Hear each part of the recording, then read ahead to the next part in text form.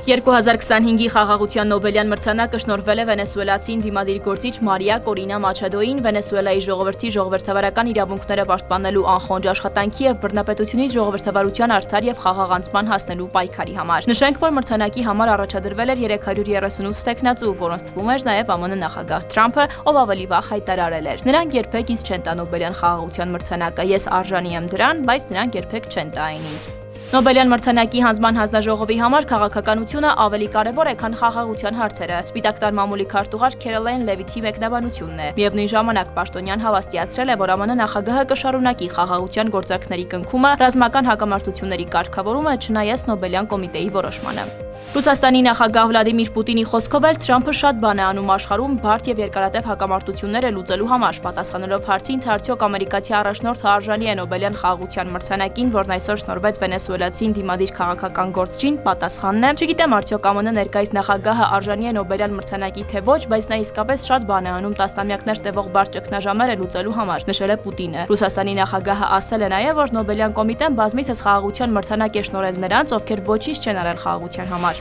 Ֆրանսիայի նախագահը կրկին քննարկում է խորհրդարանը լուծարելու հարցը, եթե չկարողանա փոխզիջման գալ քաղաքական ուժերի հետ նոր վարչապետի ընտրության շուրջ։